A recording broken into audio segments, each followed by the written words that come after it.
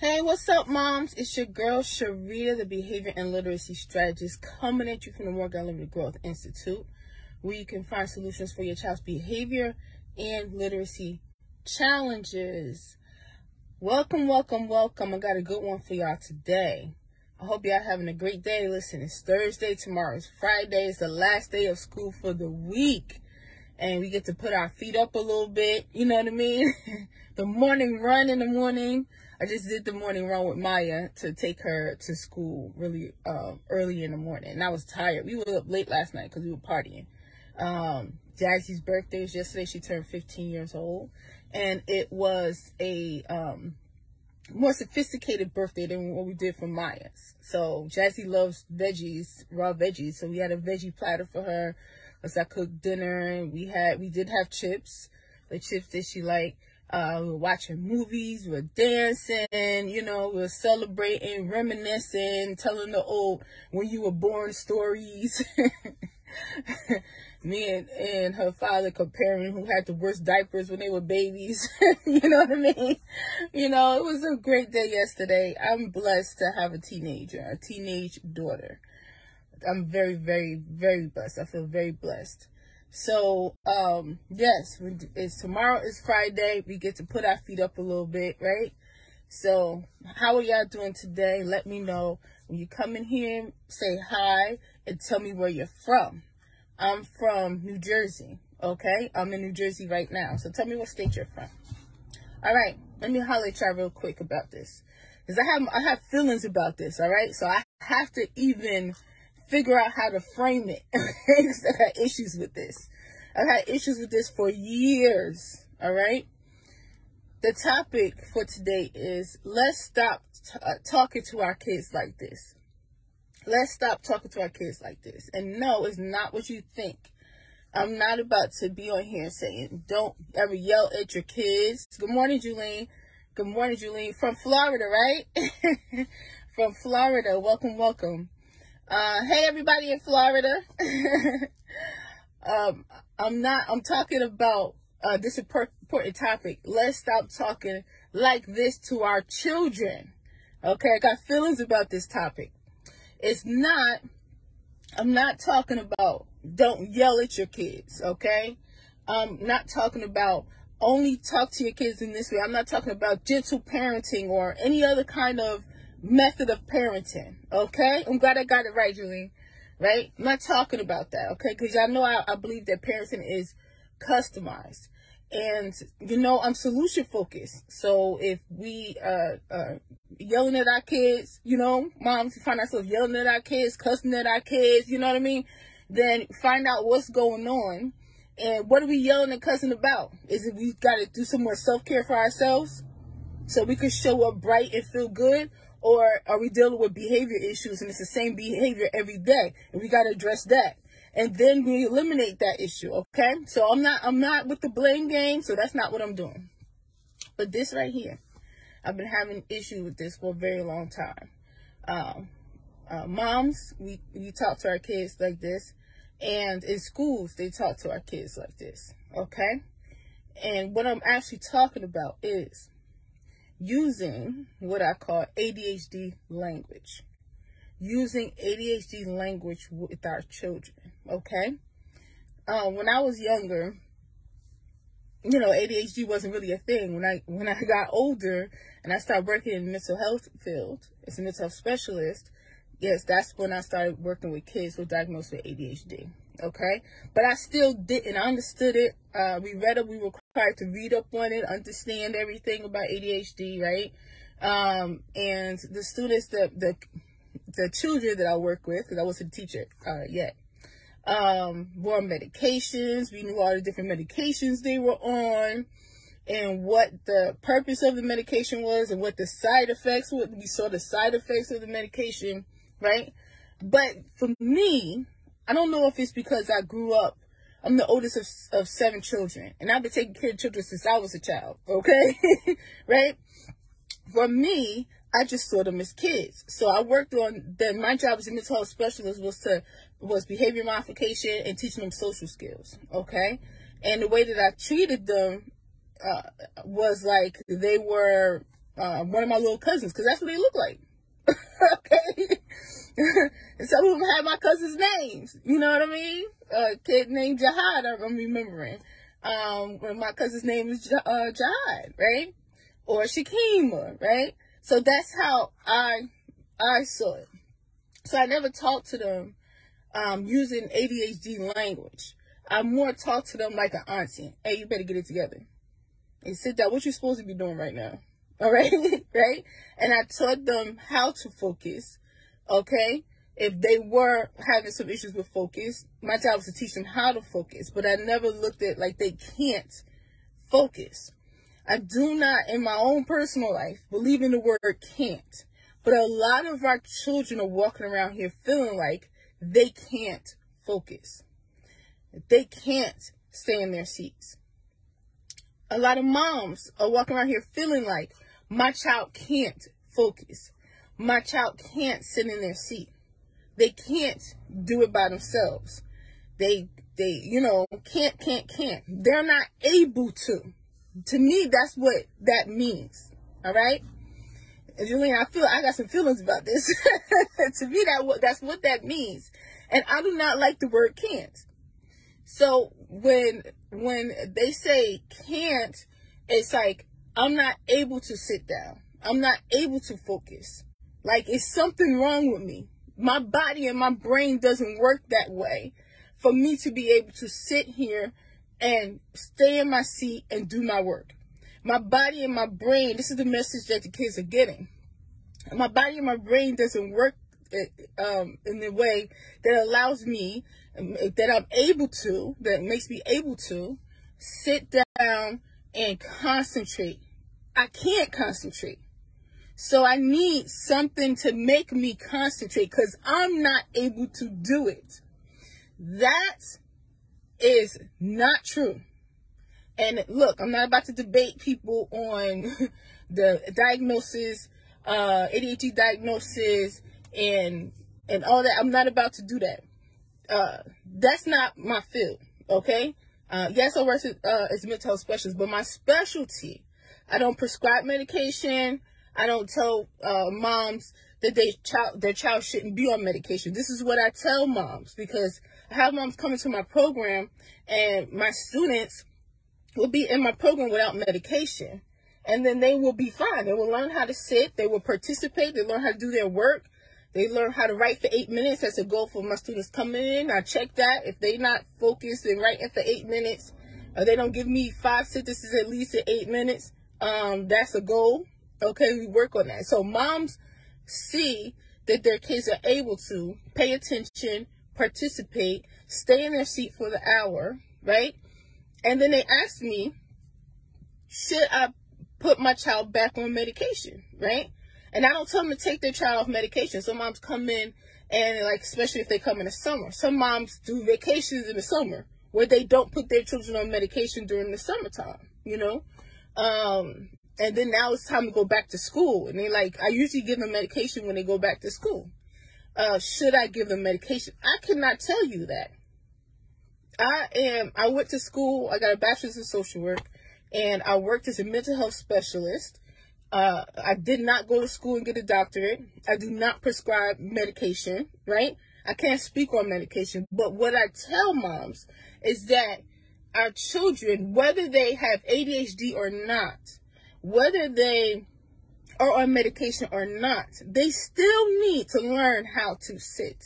They still need to learn how to concentrate. They still need to learn how to follow directions. If they're easily irritated and they fight a lot, they still need to learn how to solve their own conflicts. They still need to learn how to communicate, right? They still need to learn how to make good choices if they're impulsive, right? If something going on over there across the room and they jumping out their seat and flying across the room, all in the business being nosy, right? Right? They still need to learn how to not be impulsive, right? We have to teach them that. Moms, we have to teach them that. So the medication part of it, I'm putting over to the side, because if you want more information on that, and I have to say this, I'm letting y'all know, you go and talk to your doctor, okay? But that's not my expertise. But what I'm saying is that and let me know how y'all feel, okay? Like, and how you feel is how you feel. Like I said, I'm not about to debate people in the comment section. Sometimes people in the comment section, you know, they get in their feelings and everything. I'm in my feelings too. We here, we're gonna share, we're gonna communicate, right? But what I'm saying is, we as moms should not use ADHD language when we communicate to our children. We shouldn't say, I know it's hard for you to sit down. I know you get distracted. I know you can't focus. I understand that you need help to sit down, right? And then when we send our kids to school, if we send their IEP, and then they have a meltdown in class, or they fighting in class, or they crying, or they whatever, and then we're frustrated with the teachers. Or what is the teachers doing? You know he has this problem. He's supposed to have this support. Moms complain to me that everything their IEP, their kids are not getting, right? You know this is a problem that he has. He's literally in school and has an IEP plan to address these issues, right? All that frustration put aside. What if we just taught our children how to, whatever the issue they have, if they have an issue with focus, we taught them how to focus. We improved their focus stamina. We taught them how to concentrate. We taught them how to sit in their seat. We taught them how to mind their business, okay? When they look at everybody else want to talk, and we taught them how to, when working with my daughter, wait my turn to speak, okay? We gave them goals. We worked on it. We had that expectation, and they know that that's something that they worked on. That's different. The way a child, when they think they can't do it, and they think that this is something that is wrong with me, right? One of my students, I had them say, I have a problem, right? I can't get over that because, I'm going to mention two students, because the way I felt in that moment, when he was very distracted, touching everything, he's a smart boy, a sweet boy. I love him to death. He's not on my program no more, but he messaging me on Instagram, you know what I'm saying? That's my baby right there, right? Graduated with honors from special education, right? A smart boy. Out of 8th grade. He's a smart boy. But he literally at that point felt like he could not sit still. He said, I have a problem. I can't help it. I'm sorry. And he was just letting himself just be all over the place. Okay. And over the next couple of weeks, I made it my mission to not only change his behavior and help him be more focused, learn how to focus, learn how to sit in his chair, you know, because he hadn't been expected to do it for years, but also to change how he thought about it. So as we were going on in the process, and he was starting to sit more, he was starting to earn more points in my program, he was doing what he needed to do, I would check in with him. You say, remember when you said in the first day we were working together and you said that you have a problem, you can't help it? Remember that day? And he'd say, yeah. And I said, well, how you feel now? And he'd say, quiet. He's like, I can't help it. I said, that's right, Chinky, you can. You absolutely can. This is the reason why I tell y'all, be careful about how you're talking, because he really thought that. And he really and he had to realize, no, I can focus and sit still. And when I say he went from doing all of that, jumping up out of his chair and running across the room to see if I was going to chase him, how I'm going to chase you? I'm in a laptop.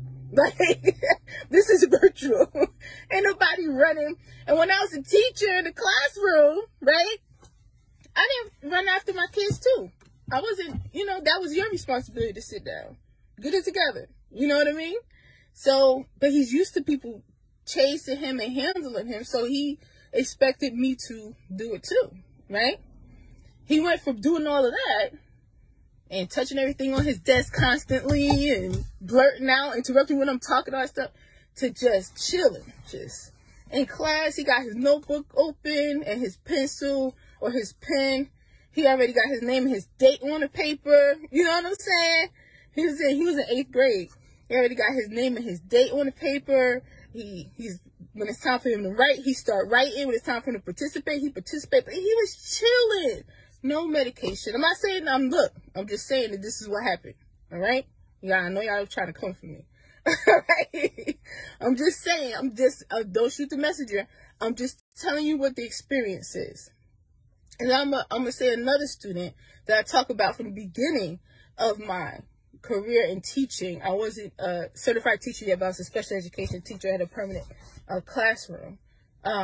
He used to, and I was giving his IEP, and I was a substitute teacher. So let me just let y'all know that I didn't really have no expectations on me. I did what I wanted in that classroom.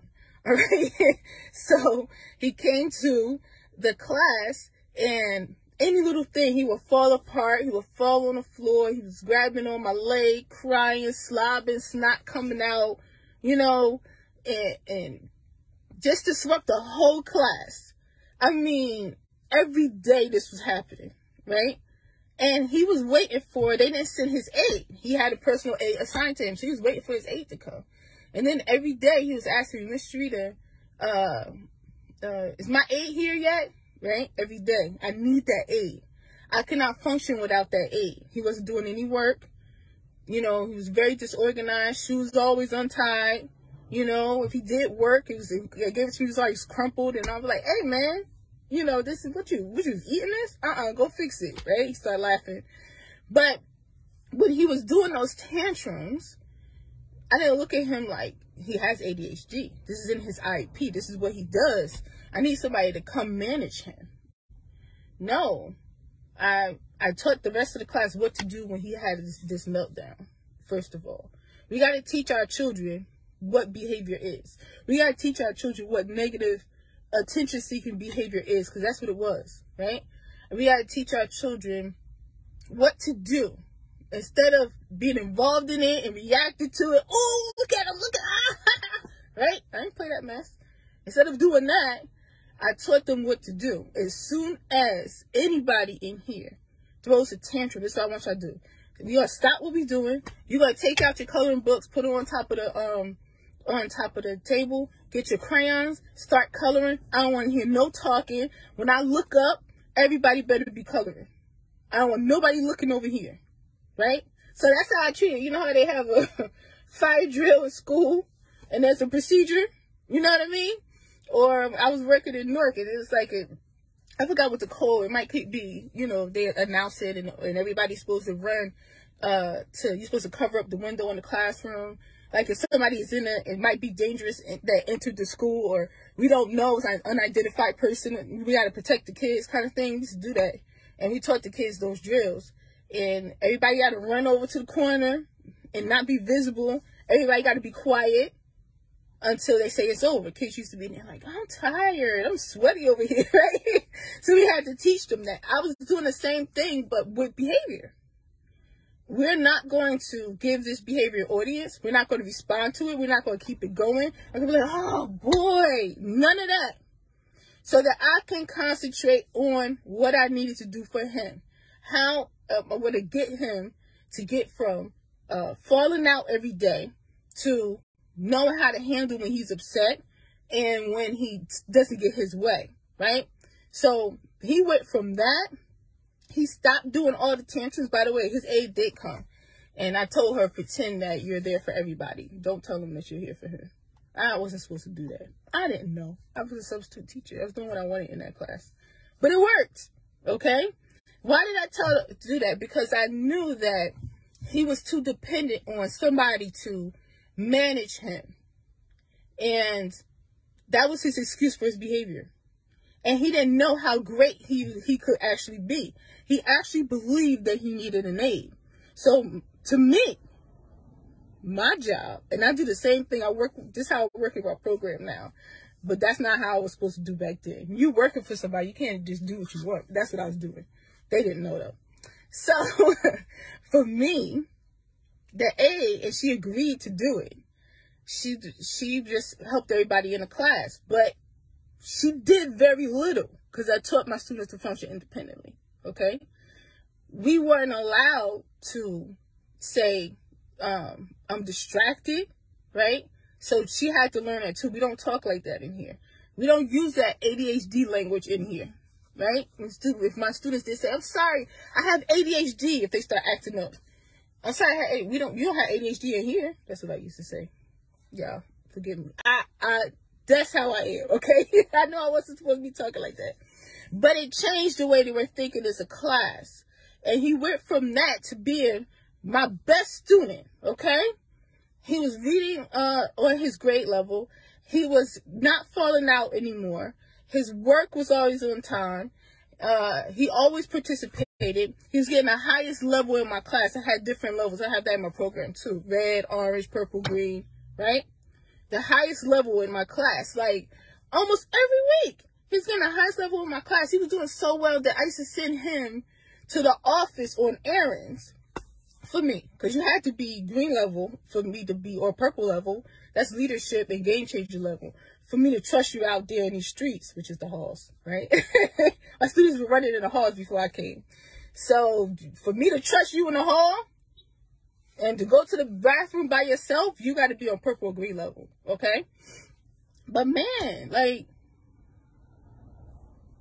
changing how he thought, changing the expectations, putting some structure, and changing the way everybody responded to him really made a change. But when we treat our kids like they can't function, like they can't sit still, like they can't focus, that means I'm not able to. But you know what's actually happening, y'all? Seriously? What it really means is right now in this moment, I don't have it yet. I haven't mastered sitting yet. I haven't mastered concentration yet. I haven't mastered my response yet. I haven't mastered how to deal with my feelings. Okay? I haven't mastered making good choices. Stop and think. That was something we used to say all the time. Stop and think, man. Hey, that helps with that impulsivity. Before you do something, stop and think. All right? I haven't mastered that yet, but I will. I'm working on it. I mastered it, or if they didn't get that, I'm much better at it now than I was in the beginning. Right? Have them do that trip back in time, that reminiscing. Oh, I remember when I used to do this, and now I'm able to do this. I have not mastered yet. And I tell y'all this all the time, like if your child has ADHD and they have these characteristics of ADHD, take each issue and turn it into a goal. And when you talk to your children like that, they're like, this is my goal, okay? And they work on it because they're aware of it. You have that expectation, they are aware of it. And then when along the way, you're praising them like, oh, wow, you're doing really good on your goal today. Wow, you've been really working it. You've been really rocking on that. You know what I'm saying? I had a conversation with my daughter last night, my youngest daughter. And her goal was make my turn to speak. She's much better at it than she was. Man, just interrupting constantly during class. And it's even harder because I'm her mom. So she wants that. This is why I tell moms to leave the room when we're working with their students, because when mom is around, they want to be nurtured, they want that attention, you know what I mean, and they gotta learn how to function independently. So my daughter is in my class, y'all. I have to do double time with her because she is like, she wants my attention, but she wants to be the star of the class. She wants most of my attention. You know what I'm saying? Right? Sometimes she feel like she a co-teacher, right? So it's even more tough for me, but she had to go wait my turn to speak, and she's improving. She had to go to remain seated. When I tell you that Maya used to get out of her seat constantly, you just jump up and fly over to the left, right? And there's nothing to be alarmed about. A lot of these behaviors, they're not anything to be alarmed about. It's just kids being kids. That's how I look at it. It's kids being kids, and this is something that they have to learn. It's something that we have to teach them. And if we don't teach them, or we haven't gotten it yet, right? And they go the next year and they're still doing it. Now it's a habit. Okay? And we have to then figure out how to change the habit. A lot of these kids that we use this ADHD language, they have these habits, but they also now have the mindset associated with it, the thinking that this is something that's hard for me. This is something that I do. I get in trouble for this all the time, but it's something that I do. And this is hard for me. Okay? So she had to go remain seated. And remain seated in my class is not just sit in your seat, but also Don't be touching the camera. Don't be muting yourself. Don't be putting no background. It's a pony floating. Or next thing I know, you on a beach chilling. I don't want to see that in my class because, you know what I'm saying? If we were in the classroom for real, that's what I teach. I'm preparing them for the class. I'm equipping them for the actual classroom. So just because I'm in a laptop, you know, don't mean it's time to chill. You sit up like you sitting in the classroom. If you was in a classroom, I wouldn't be looking at you with a pony flying in the background or you at the beach chilling. You know what I'm saying? That's not what I would be seeing. So I have these high expectations for her. So she used to fly out. Now she stays in her seat. And she's not putting the background on. So just by having that goal, and like I said, it's harder with my own daughter than it is with the other students because that's my child, okay? And I'm working with her while other students are in the classroom. I have to split my attention and all this other stuff.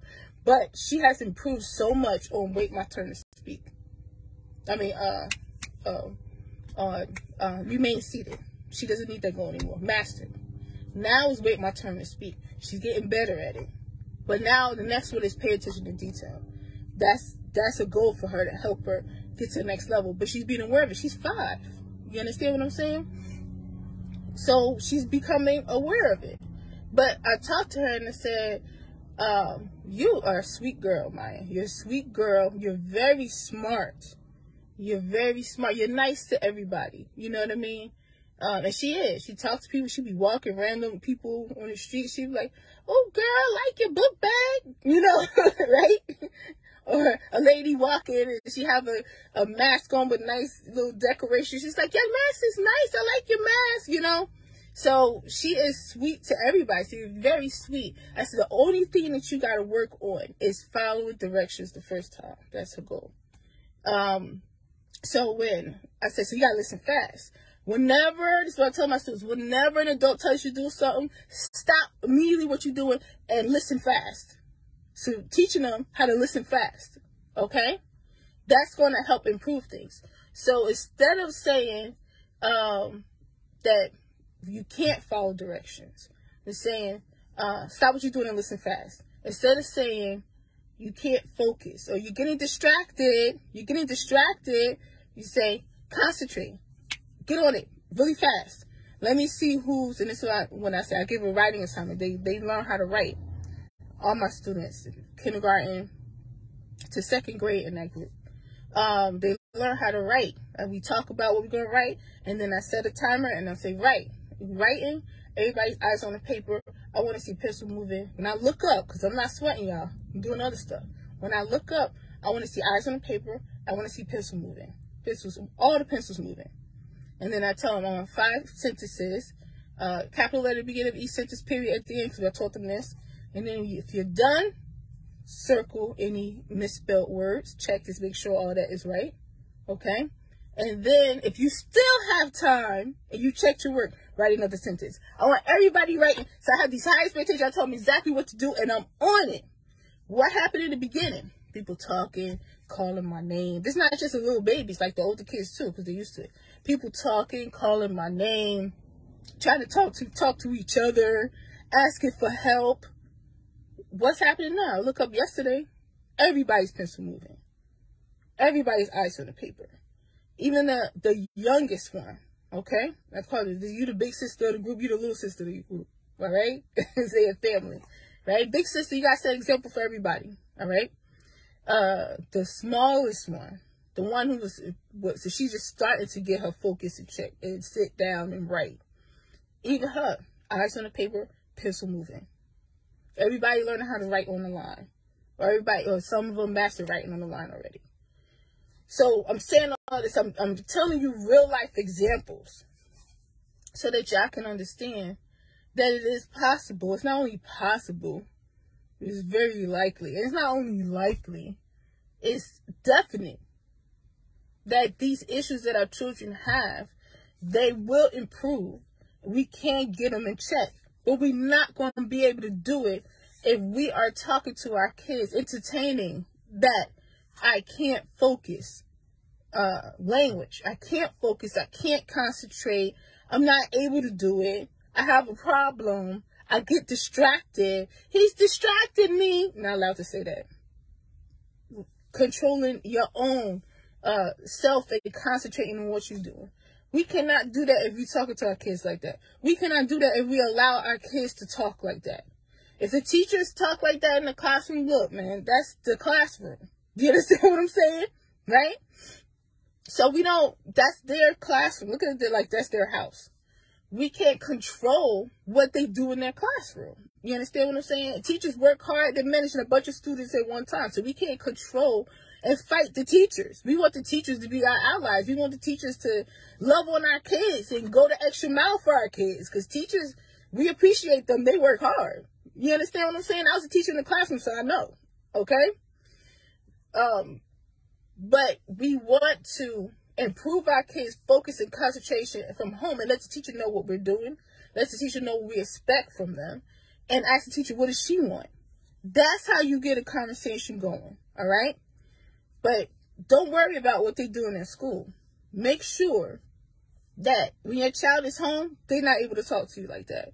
If they got in trouble and they start talking about, yeah, because I was distracted, this person said this to me, so I did that. Always have them take responsibility, okay? Now, I got one more example for you, and then I'm going to head out, because I started talking about teachers. I meet with my students' teachers quite frequently throughout the year, okay? I send them an email every month to check up on my students, right? And then I schedule Zoom meetings. So I was meeting with a student of mine who, yeah, he wasn't sitting down. He was doing my program. He wasn't sitting down. He would sit on his bed, and he'd be hanging off the bed, and next thing you know, he'd sit on the floor, and then he'd laying down. We talked to him a couple of times, right? I meet with his teacher, and his teacher is saying that he's walking around in the classroom. Not only that, he's running across the classroom.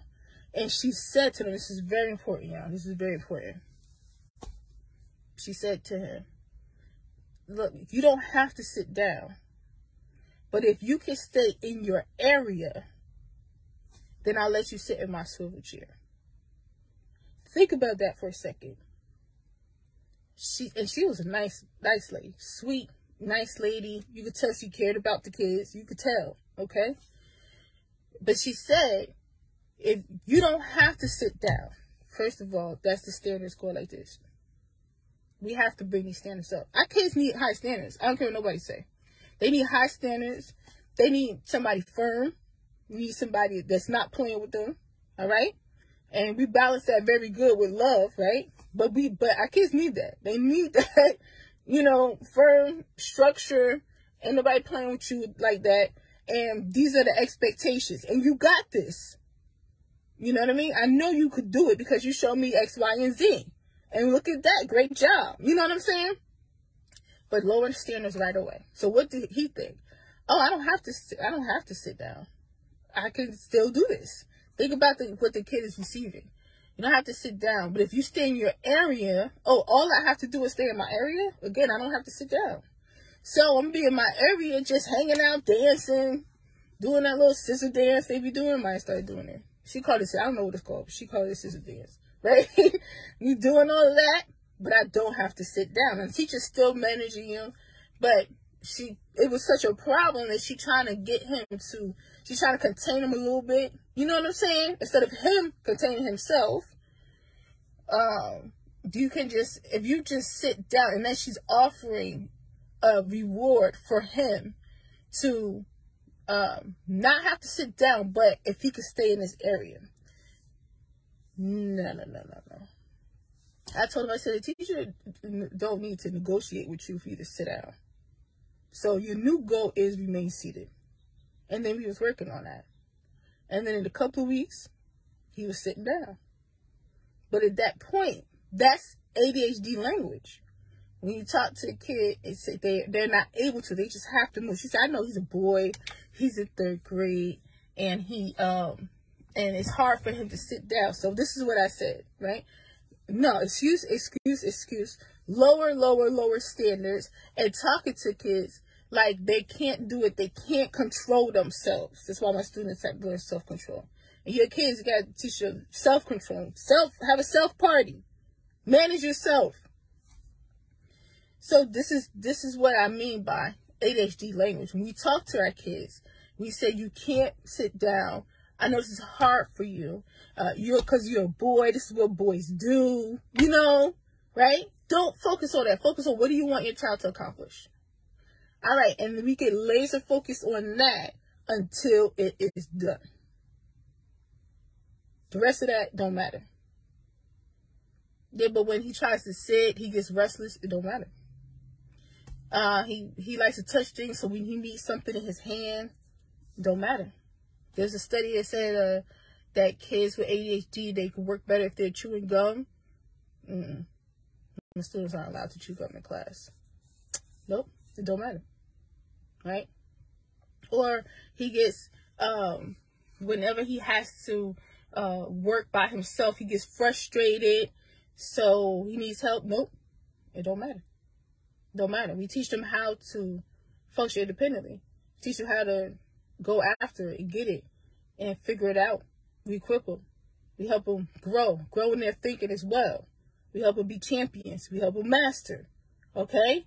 So that we can walk away and they keep going until they get it. Right? None of that stuff. Clear all that stuff out. Clear and then change your language. These are my expectations. When I look up, this is what I want to see. I'm in the kitchen cooking. I'm ready to go in that kitchen and cook.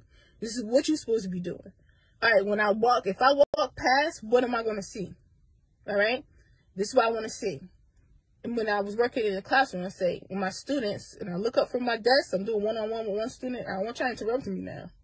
I look up from my desk, I want to see feet under the table. I want to see a hand, pencil in your hand. I want to see your eyes on your paper and your pencil moving. Absolutely no talking. There's no talking during writing time. Set the expectations. Be real firm about it. Teach them. Put this structure in place. Instead of using the ADHD language, tell them exactly what you want them to do. Expect them to do it. And keep that going until they do. Because they can. Our kids are champions. They absolutely can. And this behavior is getting in the way of their academic success. Because how can you learn if you think it's okay to get up and twirl around and run around the classroom? How can you learn if you think it's okay that and you think that you need a break every 5 minutes and that's in your IEP? How can you learn and figure stuff out if you feel like it's okay to keep talking and because you have a problem, you're not able to stop talking when it's time to listen, right? This is getting in the way of their academic success. Our kids can be scholars. They can be on the honor roll. A lot of them are. I'm not talking about the ones that are. I'm not talking about our kids that is general because everybody's different. Like our kids are not on the honor roll right now and they're not able to. I'm talking about the ones that are. I'm very focused right now on this. If your child is reading below grade level, they absolutely can read above grade level. If your child has difficulty right now in this moment focusing when it's time for them to sit down and do their work, they absolutely can. I haven't met a kid that came through my program that hasn't been able to accomplish that, okay? And kids that I worked with years ago as a teacher in a classroom, either. They absolutely can, okay? If your child fights a lot, they absolutely can learn how to solve conflicts and communicate. I've been teaching kids that for years, okay? And piece it up. I work mostly with boys. They give each other a pound afterwards. You know what I'm saying? Right? So they absolutely can. There's nothing that says it. Like, they really can't do it. We've been saying that. We've been believing it. All right? If your child is impulsive or they make bad choices and they feel bad about it and they keep in that cycle every day, they absolutely can learn how to make good choices, whatever it is. So it starts with the way that they think about their actions. Take responsibility for your actions. And once they change how they think about their actions, once they return into a goal, now they feel empowered to go effectively. If they think that they can't do it or they think I have a problem, they are stagnant and they're staying in the same place, and that's negative energy, or they're going backwards. But when we equip them, when we talk to them different and they start to think differently, it changes their thinking and it's more positive and it's forward moving. So always talk to your champ like he or she is a champ, and always talk in forward-moving growth language. Oh, there you are. The connection left me, right? Again. But this time I was in the car and I was like, let me just drive until I get some doggone connection. But I was finishing up. That's the main point, right? Sometimes when I'm talking, and I talk to myself too when I'm figuring things out in life, I talk, and then what I'm arriving at, the solution comes as I'm talking out loud. So I thank you. I thank y'all so much. I thank you, Julian, for joining me today. Okay? And feel free, please, to drop your thoughts on this. How do you... It's going to come. All right. There we go. All right. So, finishing up, so we don't keep cutting out. Forward, only, instead of talking to our kids in this ADHD language, only forward, moving, positive, and growth language from now on. All right? And you'll see when your child starts to think differently about